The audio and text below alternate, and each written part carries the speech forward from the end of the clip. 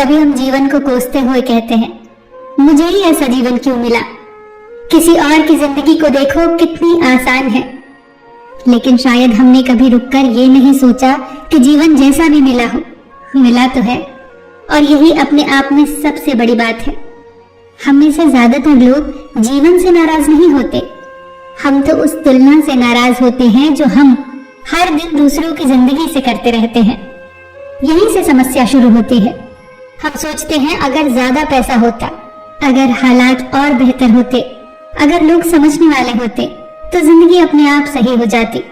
पर सच्चाई ये है कि जीवन परिस्थितियों से नहीं, दृष्टि से सार्थक बनता है।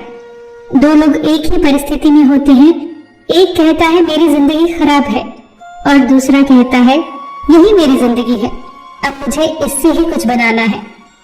हालात दोनों के समान हैं, पर परिणाम बिल्कुल अलग। समस्या जीवन नहीं है, समस्या ये है कि हम जीवन को जिम्मेदारी नहीं, शिकायत मान लेते हैं। हमें लगता है कि जिंदगी हमें खुश करने आई है, जबकि सच तो ये है कि जिंदगी हमें निखारने आई है। अब सवाल ये उठता है कि जीवन को सार्थक बनाना आखिर होता क्या है। सार्थक जीवन का मतलब बड़ी उपलब्धियां नहीं होती, हर कोई महान नहीं बनता और ना ही बनना जरूरी है। सार्थक जीवन का मतलब है जो भूमिका तुम्हें मिली है उसे जिम्मेदारी से निभाना। अगर आप माता पिता हैं तो सिर्फ कमाने वाले नहीं, समय देने वाले भी बनिए। अगर आप नौकरी करते हैं तो सिर्फ तनख्वाह के लिए नहीं, अपने कौशल को बेहतर करने के लिए काम कीजिए। अगर आप संघर्ष में हैं तो खुद को कोसने की बजाय खुद को मजबूत बनाइए। जीवन तब व्यर्थ नहीं होता जब कठिनाइयां होती हैं, जीवन तब व्यर्थ होता है जब हम सीखना बंद कर देते हैं। याद रखिए दोस्तों, जीवन की हर उलझन अपने भीतर एक सीख छिपाए बैठी होती है, बस हमें उस सीख को पहचानना होता है। क्योंकि समस्या अक्सर बाहर नहीं होती, समस्या ये होती है कि हम हर परिस्थिति से लड़ते रहते हैं।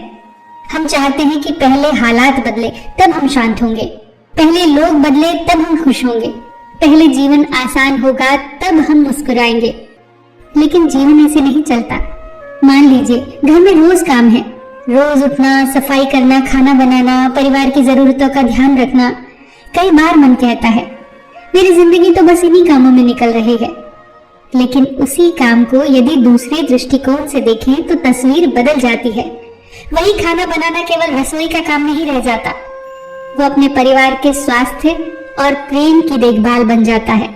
वही पौधों को पानी देना केवल काम नहीं बल्कि जीवन को सींचने जैसा लगता है। काम वही रहता है लेकिन अर्थ बदल जाते हैं। यही है पहला समाधान। जीवन जैसा भी है उसे स्वीकार करो।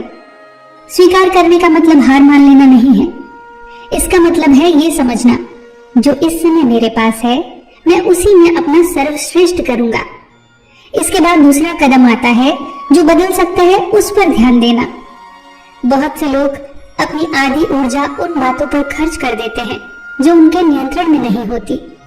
कौन क्या सोचता है, कौन कितना सम्मान देता है, किसने क्या कहा, इन बातों में उलझकर जीवन की शक्ति व्यर्थ हो जाती है। एक किसान को देखिए, वो बारिश को नियंत्रित नहीं कर सकता, लेकिन खेत की तैयारी, बीज की गुणवत्ता और अपनी मेहनत को नियंत्रित कर सकता है। इसीलिए वो आसमान को कोसने में समय नहीं गंवाता, वो अपने हिस्से का काम करता है। जीवन भी कुछ ऐसा ही है। और तीसरा समाधान है हर दिन को अर्थ देना। बहुत से लोग सोचते हैं कि जीवन सार्थक तब होगा जब कोई बड़ी सफलता मिलेगी, लेकिन सच्चाई तो यह है कि जीवन बड़े अवसरों में नहीं, छोटी छोटी बातों में बनता है। आज किसी की मदद कर देना, आज अपने गुस्से पर थोड़ा नियंत्रण कर लेना, आज किसी अपने की बात ध्यान से सुन लेना, आज अपने शरीर और मन का थोड़ा ख्याल रख लेना।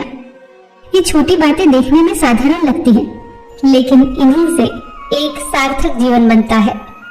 धीरे धीरे इंसान समझने लगता है कि सुख किसी मंजिल का नाम नहीं होता, सुख तो उस तरीके का नाम है जिससे हम अपना जीवन जीते हैं। और जिस दिन हमें ये बात समझ आ जाती है ना, उस दिन जीवन बोझ नहीं लगता।